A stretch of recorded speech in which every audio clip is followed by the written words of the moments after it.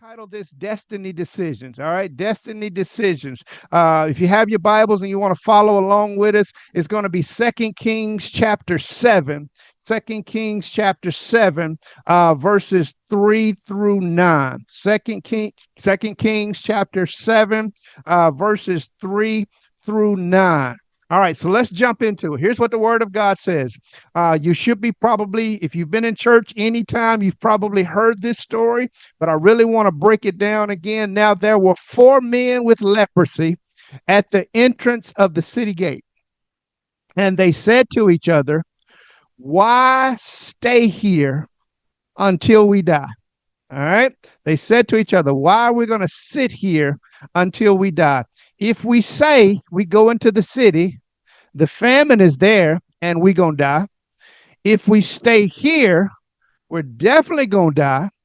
So let's go over to the camp of the Arameans and surrender. If they spare us, we live. If they kill us, then we die." At dusk, they got up and went to the camp of the Arameans. When they reached the edge of the camp, not a man was there, for the Lord had caused the Arameans to hear the sound of chariots and horses and a great army, so that they said to one another, "Look, the king of Israel has hired the Hittite and the Egyptian kings to attack us." So they got up and fled in the dusk and abandoned their tents, their horses, and donkeys. They left the camp as it was and ran for their lives. The men who had leprosy reached the edge of the camp and entered one of the tents. They ate and drank and carried away silver, gold, clothes, and went off and hid them. They returned and entered another tent and took some things from it and hid them also. They said to each other, "We're not doing right. We're not doing right. This is a day of good news, and we're keeping it to ourselves. If we wait until daylight, punishment will overtake us. Let's go at once and report this to the royal palace." So they went and called out to the city gatekeepers and told them, "We went into the Aramean camp, and not a house was there, not a sound of anyone, only tethered horses and donkeys, and the tents left just as they were." Verse 11 says, "The gatekeepers shouted the news, and it was reported within the palace." All right, so let's jump into it. Destiny decisions. Destiny decisions. One of my favorite writers, Ralph Waldo Emerson, says, "The only person you are destined to become is the person you decide to be." All right, let me say that one more time. The only person you are destined to become is the person you decide to be.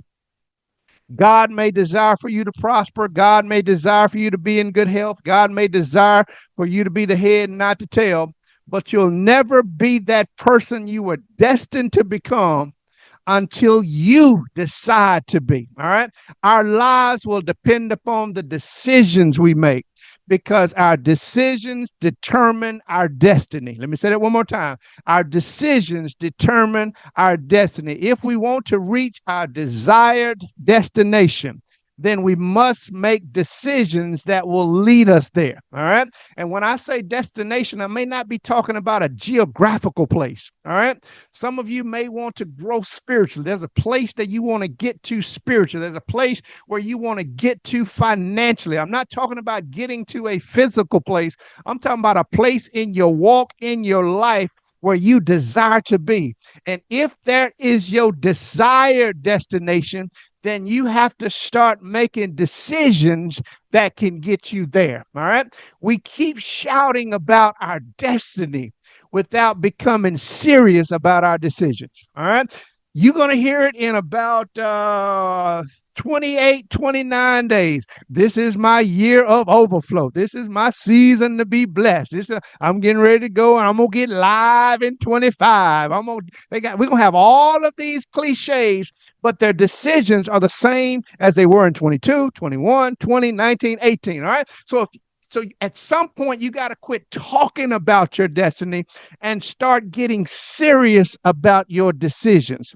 If we desire to have an abundant, prosperous, peaceful, bountiful, and blessed life, then there are certain decisions that we're going to have to make to reach those destinations. And most people operate with a I still got time mentality. And if you're like me, I keep making up my mind. I'm gonna do this. I'm gonna do this. I'm gonna get this. And before you know, oh, I still got time. I still got time. The Bible tells us no man knows the day nor the hour. We don't know what tomorrow will bring. So we operate with this mentality. I still have time. I still have time. But you keep having a destination, who you want to be, where you want to be spiritually, financially, where you want to be, and you still keep making those same decisions. All right. Your decision today determines your destiny. If we desire to reach a specific destination, then we're going to have to walk in the direction that leads to that destination. All right. So ask yourself tonight, class, are my decisions in alignment with my destiny? All right. Are my decisions in alignment with my destiny? All right. I was sharing with a partner of mine. We was talking about 2021, 2025. We're going to get back into our fitness, and he wanted to start getting back into his products and this like this. And he shared this with me, and I've said this all the time. When you decide, you make a decision. All right, I want to get healthy. 2025, I'm putting some decisions into my health. I'm going to get healthy. The minute you go to Kroger, the minute you go to Albertsons, the minute you go to Brookshire's, the healthy food, the grapes, the healthy food is going to be expensive. They're going to have a box of honey buns. They're going to have a box of honey buns, a big old box for 99 cents. But a box of healthy snacks is going to be $9. All right. And so you got to say, okay, I want to get healthy. So now my decisions have to be in alignment with where I want to be. All right. And so it's not just the major decisions, it's every decision. Every decision I make has to be in alignment with my destiny. And here's what I share, especially with young people. This is how you can see who's going to be partners and associates. Because if I know my destiny and you want me to do something with you, does me connecting with you stay in alignment with where I'm going? Or do I need to make an exit to hang out with you, to be with you, to choose to do what you want to do? So once you understand where you're going, then every decision aligns with that destiny. All right.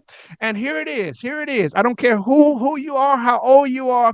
All of us are reaping the harvest of our past decisions. Woo-wee. All of us are reaping the harvest of our past decisions. I chose to make that decision, and now I am paying the consequence. I can't be mad at this. I can't be mad. I chose to do that. I chose not to do that. I chose to do this instead. And so now the Bible told me I was going to reap what I sow, and now I am reaping the conclusion, the harvest of my past decisions. So if I want a better harvest, what do I need to do? Make better decisions. All right. If I want a great harvest, I have to start sowing good seeds of decisions today. All right. The friends we chose, the activities we participated in, the school we went to, the person we married, every decision that we make plays a part in the person that we have become. And so here's what I'm discovering. What the enemy does is he shows you the pleasure of today's moment without showing you the pain of tomorrow. Who am I talking to tonight? He showed you the pleasure. He showed you the pleasure of the moment, but he hid the price tag of the pain that goes with that decision. All right. And he says to each and every one of us, go ahead, have fun today. Live your best life today. Go ahead and kick it, turn up, get crunk today. But keep in mind, there comes a payday. There comes a payday. You're going to pay for it later. So your harvest is connected to your decision. So life is full of choices. Choices are critical because today's choices determine tomorrow's conclusions. Today's choices determine tomorrow's conclusions. Today's decisions will dictate tomorrow's destiny. If you desire different results, here it is, make different choices. All right. So I wanted to just go through the Sermon on the Mount. I want to just highlight a few things in the Sermon on the Mount. I'm not just making it up off an Old Testament story. If you look at the Sermon on the Mount, Jesus highlights decisions you will face. He says, here it is. You got to choose one of the two. You got to decide between one or the other. You can't serve two masters. Jesus says you can't serve two masters. There has to be a decision. Which one are you going to choose, God or money? God or money. Decide what you will prioritize, and that's the decision you're going to make. Jesus says you have to decide. You have to make a destiny decision. Which master is going to govern your life? And then he goes on to say you can't straddle the fence. Which path are you going to take? There's only two. There's a broad path and a narrow path. Decide which one you want to get on. All right. And here he said, I'm just going to give you this. The broad way leads to destruction, and the narrow way leads to life. You must make a choice which road you decide to travel. And here's what's interesting to me. One road, it says everybody's doing it. That's a broad road. That road is full. All right. That road is full. The crowd is on that road. All my homies are hanging out on that road. But he said it's lonely on that narrow road. But here's the thing. You got to decide one or the other. And so many of us, we want to travel down that broad road with everybody else and then get on that narrow road from 11 to 1 on Sunday. We want to get on that. We want to decide to get spiritual from 11 to 1 on Sunday, but I want to do what I want to do, and I want to travel down that broad road, make all kind of decisions Monday through Sunday up until 11 o'clock, and then I'm wondering, why is all this happening to me? Which road have you decided to travel on? You got to decide. All right. And then he says, not only do you must decide about which master, not only must you decide what path, he says, then you got to decide how productive you want to be. All right. He says there are going to be two trees. One tree is going to bear good fruit, and another tree going to bear bad fruit. It's not a hard decision. You can tell me what decisions you make, but all I got to do is look at your fruit. All I got to do is look at your fruit. You must decide which will you produce. You cannot do evil, think evil, plot evil, and expect a harvest of good fruit. You cannot decide to do evil, think evil, plot evil, and expect a harvest of good fruit. The content of your character will show up in the content of your crop. But Pastor, I'm just reading my Bible, I'm studying God's word, I'm treating people right.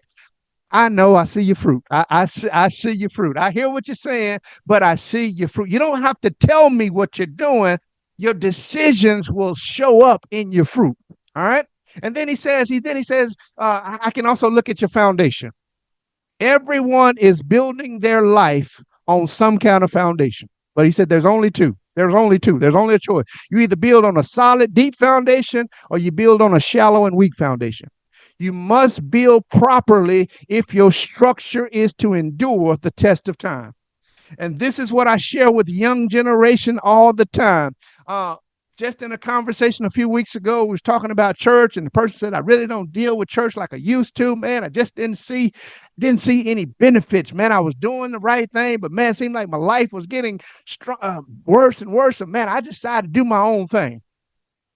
And he says to me, man, I see people been in church all their lives, man. It don't seem like they prosper. It don't seem like they got a lot of money. I said, but they're still standing. I said, the content of my relationship with Christ is not on how much money I have. It's that I'm still standing. Because I was brought up in the word, because I was brought up in the church, because I was brought up with a relationship with God. I may not have a lot of stuff, but my foundation is so solid that when the storms come, when the winds come, when the thunder starts beating up on my foundation, I'm still standing. My concern today is a lot of people got a lot of stuff, but they're building on a weak foundation. All right.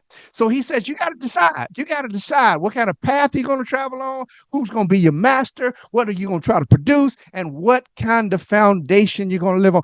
These are what I call major decisions.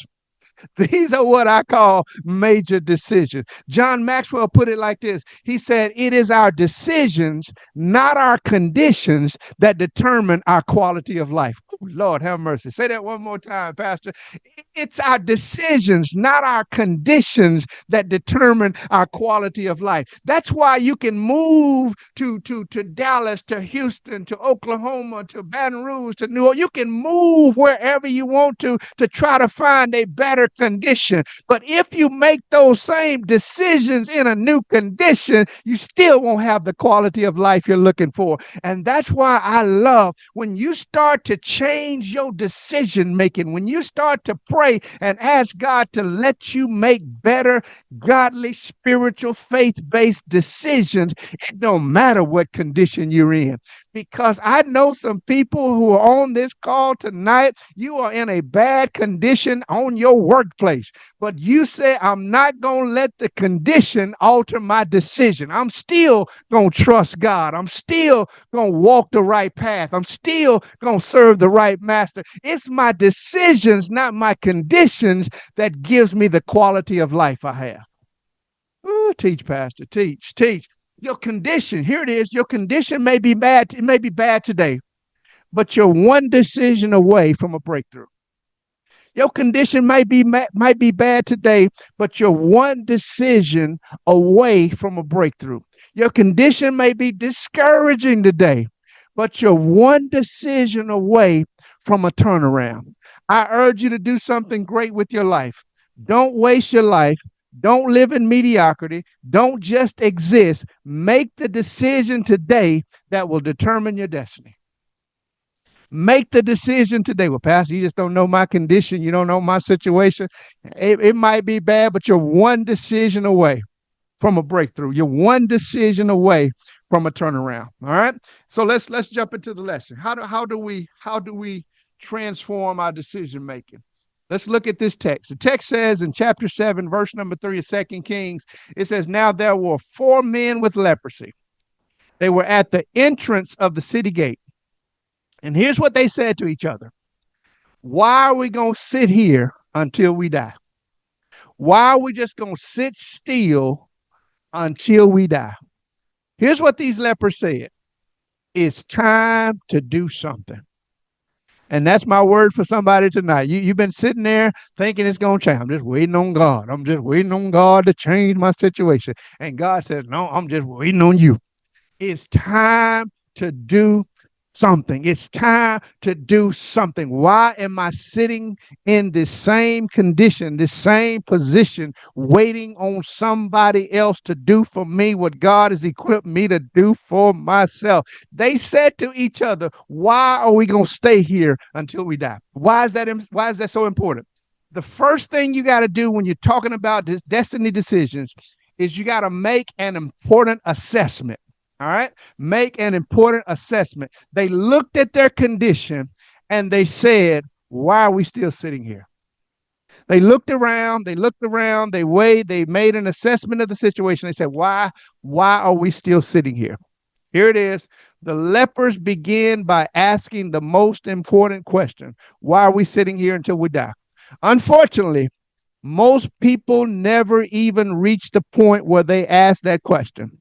They choose instead to sit around and complain about their circumstances. And here's what I discovered. You can get an army of people to complain with you. All you got to do is just call somebody and just start talking about how bad it is. they will give you 11 more examples of how bad it is. All right. They will add to it. But if you call them and start talking about vision, you call them and start talking about, hey, I think I'm getting ready to do something different. Hey, let me call you back. Hey, let me call you back. Hold on. I got another call. I'll call you right back. It's easy to have conversations about complaining, but it's hard to get people to partner with you to do something great. Lord have mercy.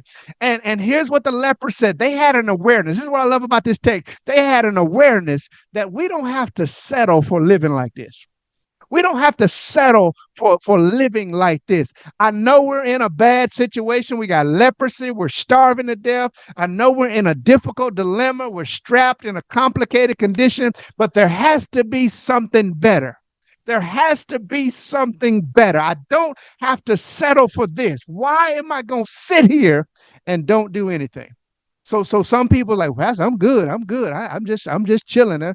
How is that working for you? How is that working for you? How is that working for you? You have to make an assessment and says it can get better. I know it's good, but it could be great. All right. So here's the question. You've been doing the same thing, getting the same results. Some people call that insanity. And so the question you have to ask yourself, am I tired yet? Am I tired yet? Am I tired yet? I've come to that conclusion that in every season of my life, I refuse to stay in the same shape another year. I refuse to remain the same another year. If I was good this year, what's keeping me from being great? If I was great this year, what's keeping me from being one of the best? If I made it this year, if I struggled to survive this year, I don't want to struggle next year. I have to look at my decisions and say, what can I do better? Why am I still doing the same thing I was doing this time 2 years ago? And it has to start with an assessment. It has to start with an assessment. They said, why are we still sitting here? Why are we still sitting here? So now here it is. After the assessment, they begin to analyze their options. This is what I'm discovering about spirituality. Most people are super spiritual because they don't have a whole lot of options. They're super spiritual because they don't have a whole lot of options. All right. Your spirituality is tested with options. Your spirituality is tested with options. When you begin to have options, it gives you more choices. All right. So watch what they do. They made an assessment. They said, why are we sitting here? Why are we going to sit here and die? Why are we sitting here and dying? And so then they say, what are our options? What are our options? So look at what they did. After careful examination of their current condition, they began to analyze their options. Here they say, option number one, if we enter the city, the people who are familiar with us, but they don't have anything, so we're going to die of starvation. The famine is there. All right, the famine is there. They were filled with doubt. Okay, if we go over here, they ain't got nothing either. We're going to starve to death. So either way it go, we're going to die. All right. If we go over there, we're going to starve to death. All right. Option number two, if we sit here, for sure we're going to die. If we don't do nothing, we're going to die out. We've been here this long. Let's just pray about it and just sit here. We're going to die. Option number three, let's go to the camp of the enemy. If they spare us, we're going to live. But if they kill us, we're going to die. Option three has danger. Option three has risks. Option three has threats. Option three has hazards. Option three has jeopardies, but it also has an opportunity. let me say that one more time. They said if we go over there, there's a possibility they might let us live. They might spare us. Then there's another possibility they might kill us. Option number one, if we go over there, we're going to starve to death. Option number two, if we sit here, we're going to starve to death. But option number three, if I just make a move and try this, if I just make a move and go over here, there's a possibility that it might work out in my favor. So let's pause right here. What keeps most people, I think I know the answer, but I want to hear someone else say it. What keeps most people from trying option three? Option number one, let's just stay here and maybe something will happen. Option one, let's go back to where we were. Let's go back to where we were. Ain't no food over there, but let's just go back anyway. At least we're familiar with that place. Option two, let's just stay right here. Don't do nothing. Option three, they might let us live or they might kill us. Why don't most people in their lives, they fearful of option three? Talk to me for a minute. Unmute yourself. Let's talk about it for a minute. Fear of failure. I like that. Step out on faith. All right. I like that. Give me some others. Why don't people? All of us got an option three. All of us got an option three. We talk about it all the time. Why don't people step out on faith on option three? Let's talk about it. The fear of the unknown. Fear of the unknown. That's a good one. That's a good one. Fear of the unknown. What else? What people gonna say if it don't work? Worry about people. That's it. That is a good one. That is a good one. I can't believe she did that. She looked like a fool going at it. She should have known better than that. We're afraid of what people going to say. All right, I like that. That's a good one. What else? Give me some other ones about option three. What keeps us from stepping out in option three? Fear of being out there by yourself. Ooh, fear of being out there by yourself. I like that. Good one. Good one. Lack of faith. Lack of faith. All right. Good. Lack of faith. Give me two more. We're gonna move on. Give me two more. Shame. Okay, I like that. Shame. All right. What else? Because they're just comfortable where they are. That's it right there. That's the one I was looking for. They are comfortable where they are. They are comfortable where they are. Let's look at it from the analogy. Thank you so much. Let's look at it from the analogy of the church. Option number one. Let's go back in the days where it really wasn't working, but at least we know how to do that. Let's go back to what we're familiar with. Option number two, let's not try nothing new. Let's just see. Let's just pray something different might happen. Option number three, hey, let's try to maybe add another service. Let's try to do something. Let's try to change the music. Let's try to do video announcement. Let's try to do this. Let's try. It may not work, Pastor. We're going to look like a fool. We may lose some money.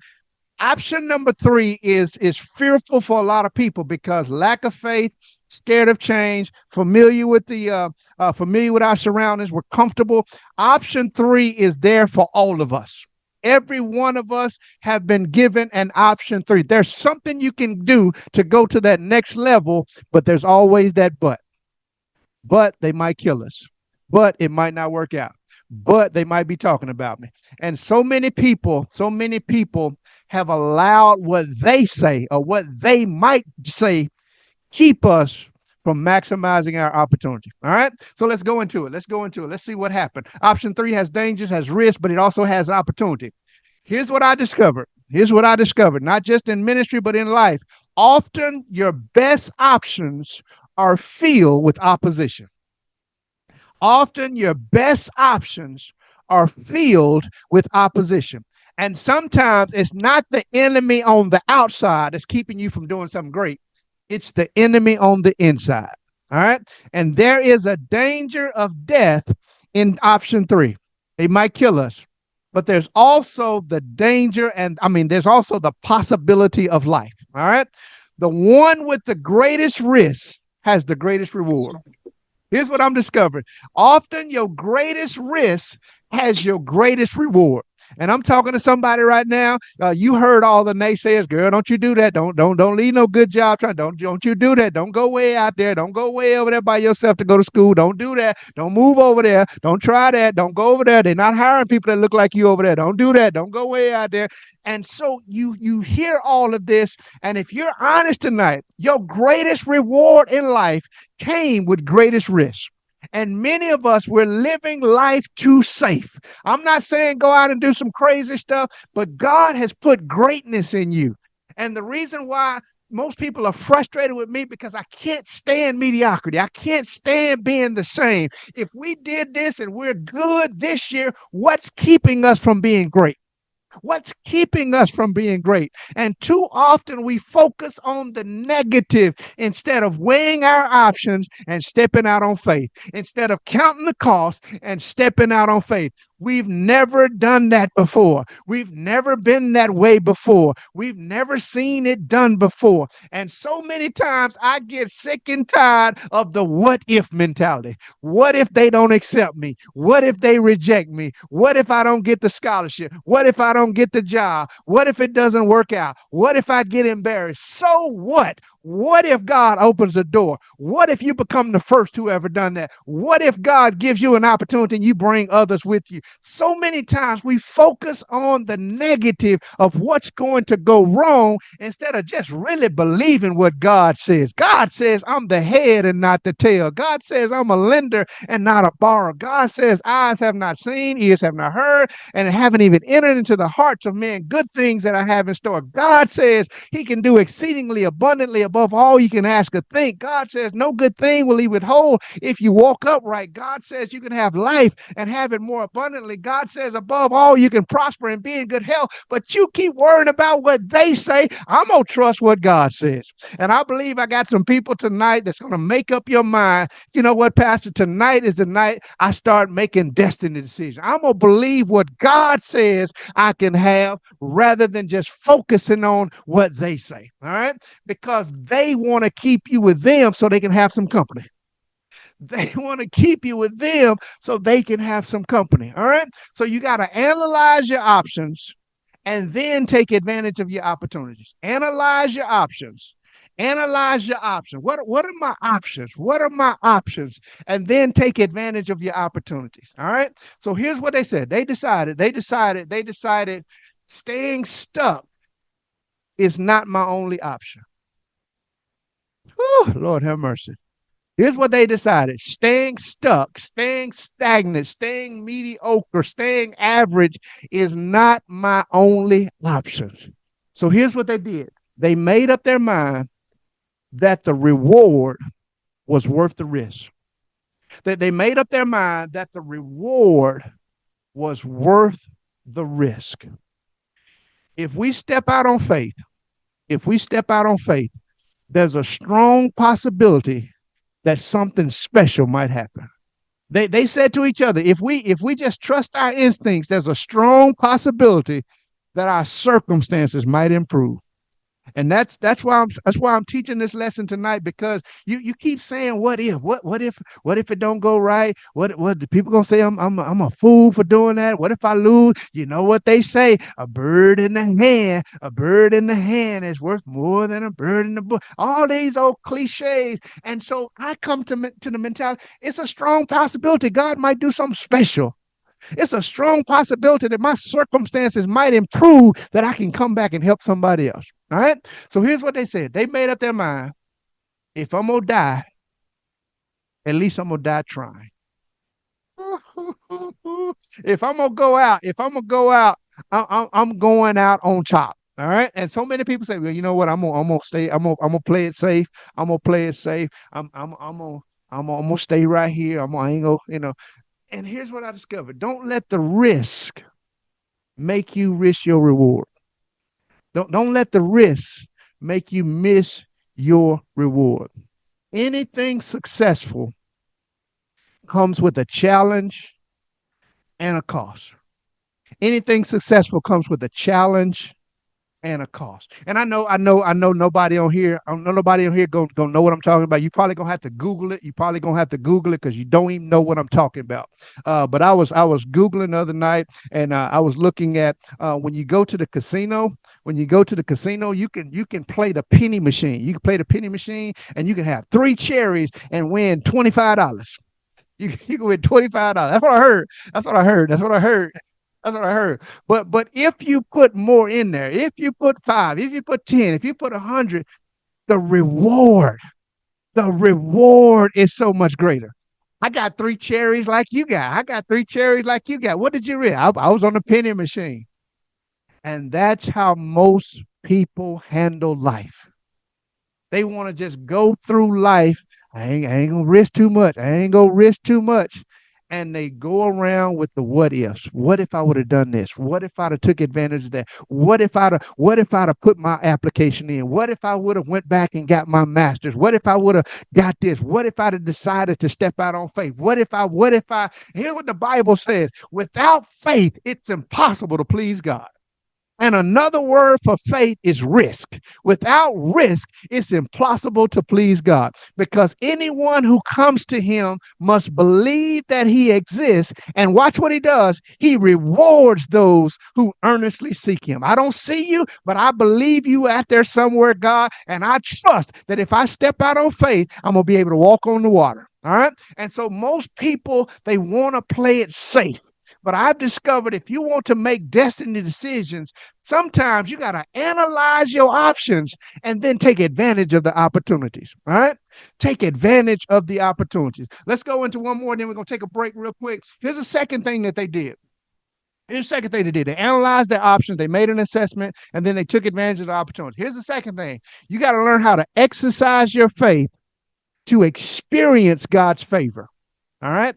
Exercise your faith to experience God's favor. The Bible tells us that every man has been given the measure of faith. All of us got enough faith. And most of us were satisfied because we read that passage that if you have faith the size of a mustard seed, you can say to this mountain, be moved. All right. So the mountain done moved, but you haven't. All right. You can say to this mountain, if you got a little bit of faith, you can say to this mountain, get out of my way. And that's great faith to make the mountain move. But what kind of faith do it take to make you move? Lord have mercy. Teach, Pastor. And so many people are satisfied with mustard seed faith. Well, Pastor, you know, the Bible says all you got to do is have a little mustard seed faith. No, I read in the Bible where a woman needed some stuff, and Jesus says, woman, great is your faith. So I don't want to be satisfied with mustard seed faith. I want to exercise the type of faith to experience God's favor. All right. So what does that look like? 2 Kings chapter 7, verse number 5 says, at dusk, they got up and went to the camp of the Arameans.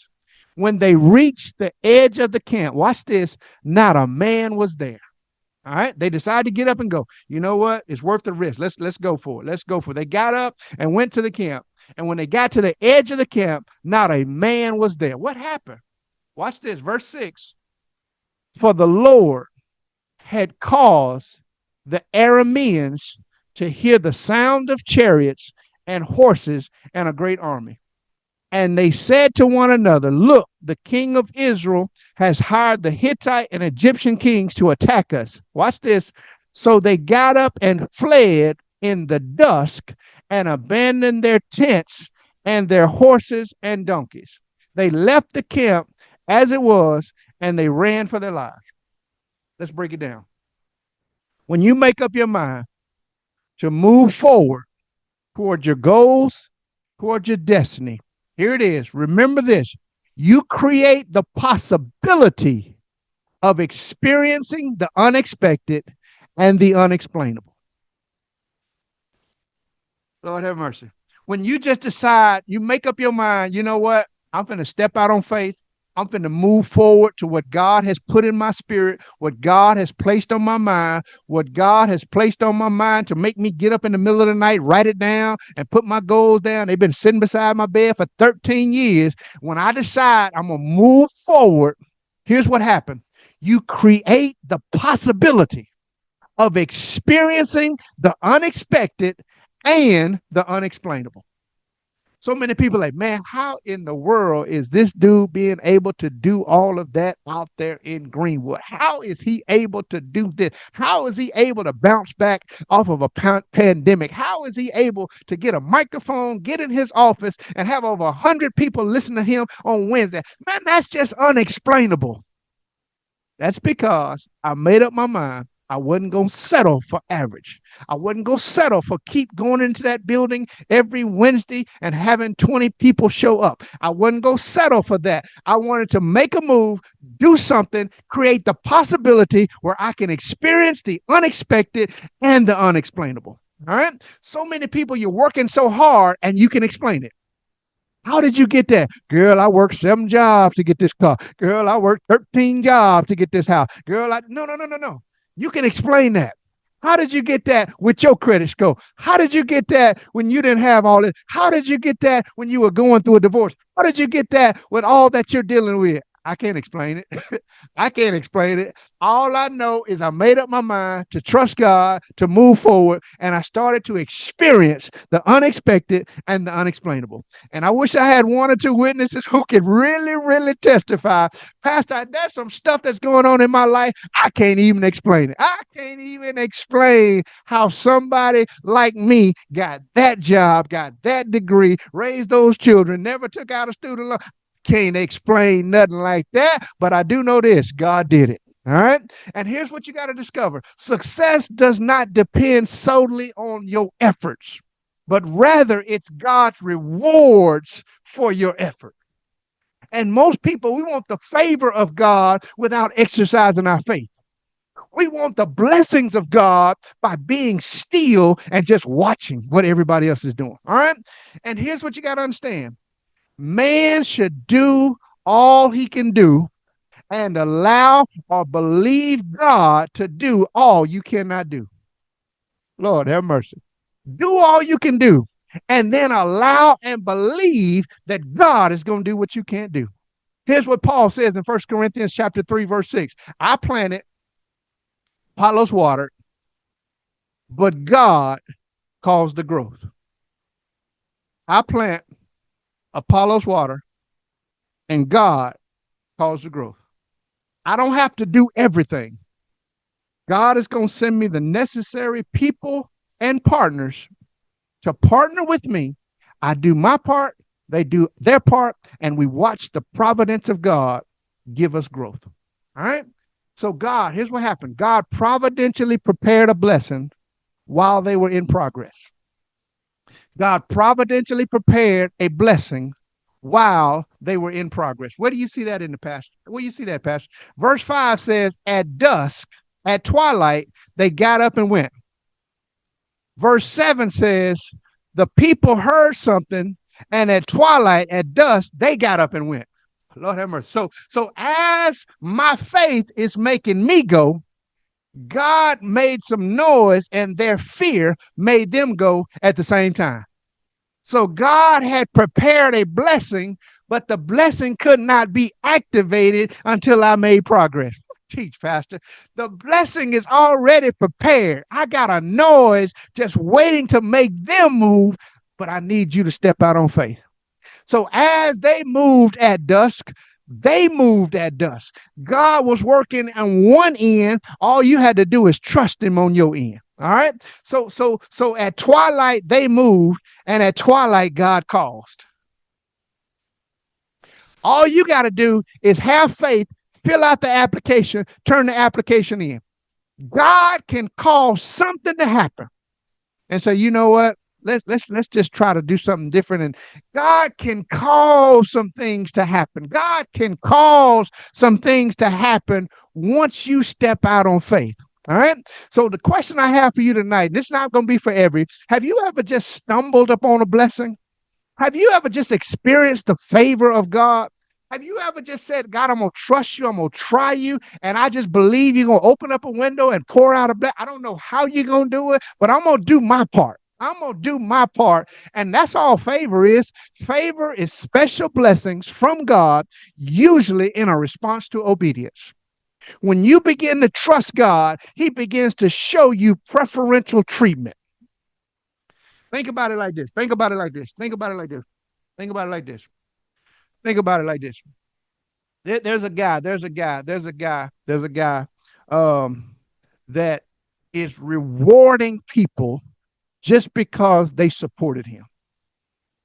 You ain't got to have no credentials. You ain't got to have no qualifications. But if you spoke good about me and if you supported me, I will make you the highest position in the world. Think about that for a minute.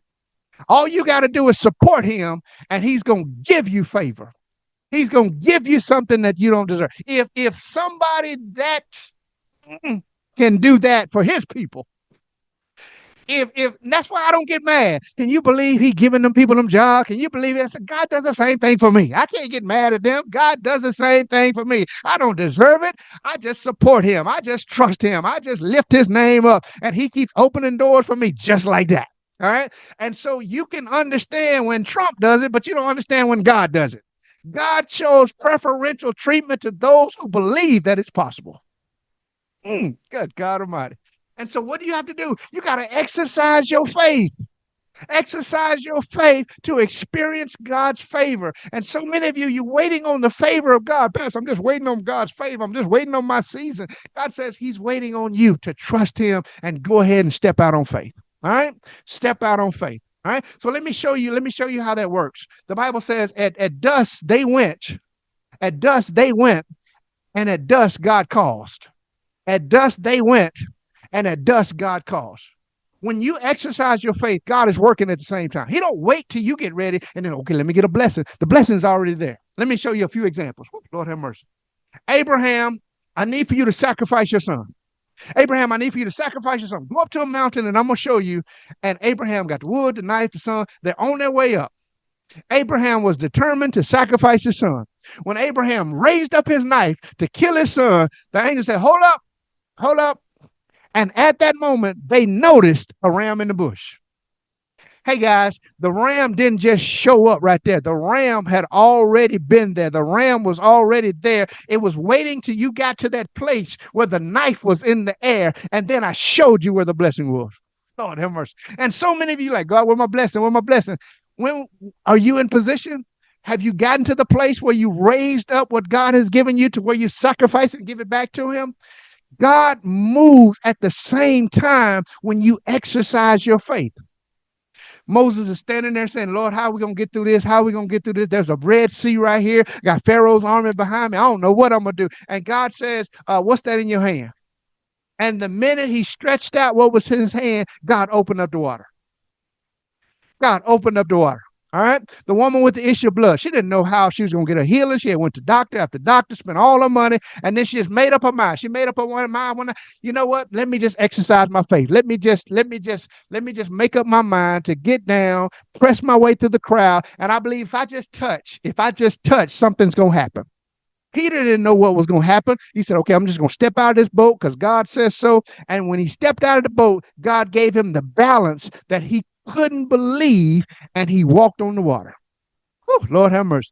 Naaman didn't know how he was going to be healed, but he said, you know what, God, you told me to dip. And when he dipped in the water on the seventh time, he came up and his body was healed. There was no healing in the water. The healing was in the obedience and stepping out on faith. The Hebrew boys didn't know how they were going to deal with the fire, but they weren't going to bow.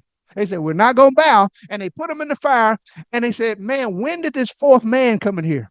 No, the fourth man was already there. God don't have to wait to put an answer to your problem. It's already there, waiting on you to exercise your faith. I'm talking to somebody tonight. You have a destiny decision to make, but you've been putting it off for so long. And God is saying to you tonight is the last night of procrastination. Go ahead and assess your situation. Go ahead and analyze your options. Go ahead, exercise your faith so you can experience God's favor. God don't have to wait to give you your healing. It's already there. Do you trust him? There's something that he's telling you to do. There's something that he's telling you to do. And when you move on what God is telling you to do, the blessing is already in place. The blessing is already in place. All right. One other thing before we take a quick break. One other thing. Notice this. Notice this. This is the part that I love in the text. Notice the they in the story. In the early part of verse number 3, they said to each other, why are we sitting here till we die? At dusk, they got up and went. They ate and drank, and they went into another tent. They said to each other, we're not doing right. They told the gatekeepers the good news. Notice the they in the story. They were together in their decisions. Ooh, Lord have mercy. That's why I said maybe you got a they crowd, but your they is always complaining. The they that you're running with is always negative. The they are always talking about what you can't do. There's some power. Woo, Lord have mercy. When you get together with some they people and you come into an agreement with y'all's decisions that we're going to experience God's favor, God's power together. Let me show you another illustration. Mark chapter 2, verses 1 through 5. A few days later, when Jesus again entered Capernaum, the people heard that he had come home. So many gathered there, and there was no room left, not even outside the door, and he preached the word to them. Some men came, bringing to him a paralytic, carried by four. There were four men. Once again, four men. Since they could not get him to Jesus because of the crowd, they made an opening in the roof above Jesus, and after digging through it, they lowered the mat the paralyzed man was laying on. Watch this. When Jesus saw their faith, he said to the man, your sins are forgiven. Lord have mercy. Let me say it one more time. They couldn't get in through the door, so they made an opening in the roof. They dug through it. They lowered the mat. Jesus saw their faith, and somebody else got delivered. Lord have mercy. What would happen if we come together in our decisions and trusted God as a body of Christ? What would happen if we didn't partner with naysayers? What would happen if we partnered with people that really wanted to experience the favor of God? What would happen if we come together as believers and quit dogging people and putting people down and say, you know what? Let's come together and pray for some people this week. Let's come together and pool our resources and lift somebody and love somebody. God can see our faith when we come together on our decision making. Let me go a little deeper. That's why I love Bible study, because you can just open up the word and let it speak. Let me show you the power of coming together. In Genesis chapter 11, listen to what the word of God says. Now the whole world had one language and a common speech. And they said to each other, come, let's make bricks, bake them thoroughly. They used brick instead of stone and tar for mortar. They said, come, let us build ourselves a city with a tower that reaches to the heavens, so that we can make a name for ourselves and not be scattered over the earth, face of the whole earth. But the Lord came down to see the city and the tower that they were building. They did something that caught God's eye and said, you know what? I got to go down and check that out. They're doing something together that has caught my attention. Listen to what he said in verse number 6. Don't miss this. The Lord said, if as one people speak in the same language, they have begun to do this, then nothing they plan to do will be impossible for them. Listen to what he says. Because they coming together and they speak in the same language, they agreeing on their project, they agreeing to do something that reaches heaven, they're agreeing to make a name for themselves, they're agreeing to come together. Listen to what God says. There's nothing that's going to be impossible for them. And watch what God says. Come, let's go down and let's confuse their language so they won't understand each other. Let that sink in for a minute. God did not destroy the tower because they weren't able. He destroyed the tower because of their motives. Their motives was, let's make a name for ourselves. But God says if they stay together, speak the same language, keep it, encourage one another, they got the same mentality, there's nothing impossible for them. What would happen, church? What would happen, believers, if we come together and exercise our faith together to experience God's favor? Let me finish up. When God gives increase, here's the third one. When God gives increase, make sure others are included. Lord have mercy. When God gives increase, make sure others are included. Look, this is my favorite part of the text. The men who had leprosy reached the edge of the camp. They entered one of the tents. They went in, they ate, they drank, they carried away silver, gold, and clothes, and they went off and hid them. They returned and entered another tent. They took some things from it, and they hid them also. Then they said to each other, we're not doing right. We're not doing right. This is a day of good news, and we're keeping it to ourselves. If we wait until daylight, punishment will go overtake us. Let's go at once and report this to the royal palace. The text says these 4 lepers who were living in a famine just a few minutes ago, these 4 lepers who didn't have anything yesterday are now enjoying the benefits of unexpected blessings. They were provided with an abundance of food, clothing, money, material. They had moved from being outcasts to now choosing what outfit they're going to wear. They have gone from starvation to eating steak and shrimp. They have gone from the point of death to the point of abundant living. They are living it up. They go from being leprous and famished to now they're going in the tent. They got all the food they want. They got all the gold. They got the clothes. They got whatever they want. They are living it up. They have the stuff to make an impression, but they fail to make an impact. Here's what they said. We blessed. We blessed. God done turned our situation around. But who gonna be the beneficiaries of our blessings? Lord have mercy. I'm blessed. I made the right decisions, Pastor. I made some good godly decisions. Look how blessed I am. I made some decisions when I was 18. I made some decisions when I was 21, and God is blessing me tremendous. So here's my next question for you, blessed person. Who's the beneficiary to your blessings? Here's what their conscience tells them. This ain't right. This is not right. We got to share it with somebody. We can't just enjoy all of this to ourselves. We're living lavishly and our citizens are starving. This is not right. We have been the beneficiaries of God's grace and God's mercy, and our citizens are here without hope. They realized that they were selfishly enjoying the blessings instead of sharing them with those in need. And if the Lord has blessed you and you're not blessing others, you're not doing right. You're not doing well. You're not doing what God has called you to do. One writer put it like this, and we're going to close. At first, they realized that they were worse off than everybody. They were out there starving to death, and they realized that they were worse off than everybody. Then they realized they had more than anybody.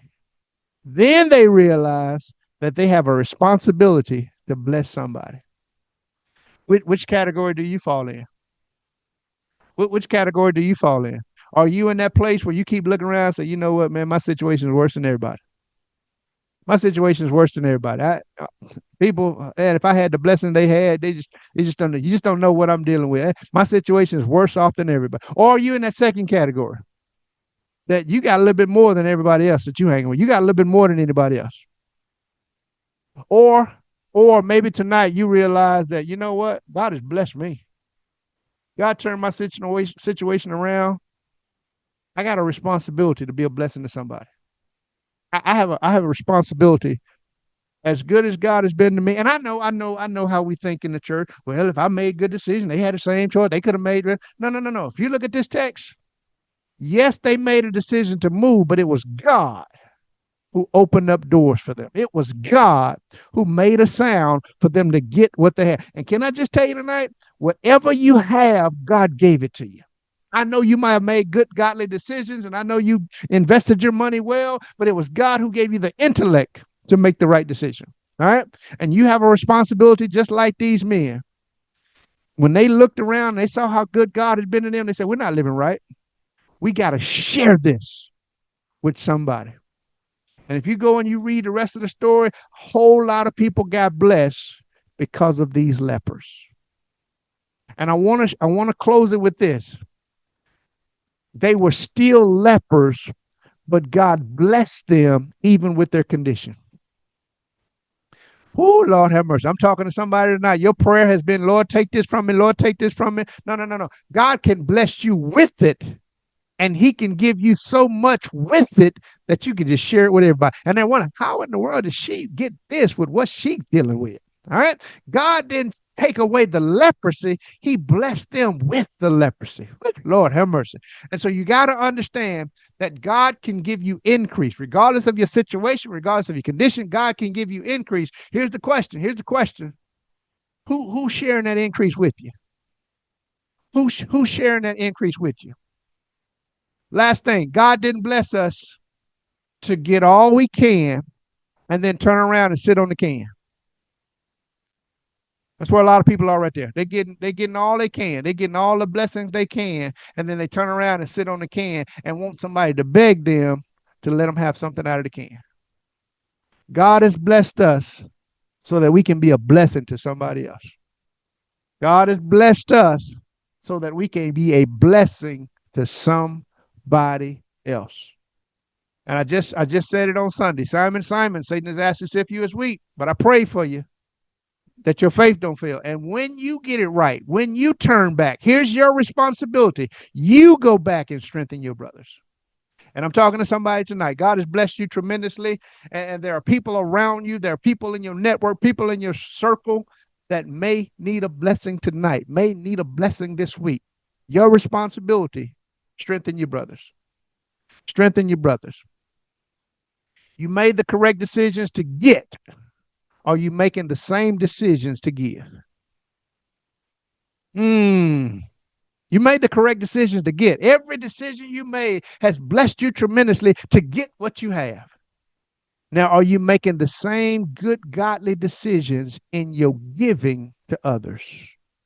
I love this text. I love this text because it teaches us three important things that I want us to take with us tonight. Analyze your options. Analyze your options, then take advantage of your opportunities. Tonight, sit down and say, you know what? Last year was good. This year was good. 2024 was good. What's keeping me from being great? What opportunities do I have to become great? What opportunities am I just overlooking, or have I become satisfied with good? Am I satisfied with this salary because it's more than 30% or 40% or 50% of the people I run with? Am I comfortable because I can pay my house note, pay my car note, still got a little money to eat, still got some money to buy me what I want? I'm good. What's keeping you from being great? So once you find that out, then exercise your faith to experience God's faith. Y'all hear me say it all the time. I want everything God has for me. I want everything that I want to experience all God's, not just materialistic, but I have a peace that surpasses all understanding. There are some things that I wrestle with God, but the wrestling match don't last long because God has a way of sharing with you it could be worse. I wrestle with God. I complain to God. I cast my cares on God. And then once I see, okay, God, I got it, I'm moving on. All right. I don't throw pity parties. All right. Because here's what I understand.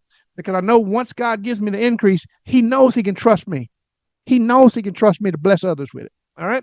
So the question is, maybe that's why God hadn't blessed you tremendously, because he know he couldn't trust you with what you have to share with others. What would make him think that if he give you increase, you're going to share with others? All right. Let's talk about it. Oh, Lord have mercy. Lord have mercy.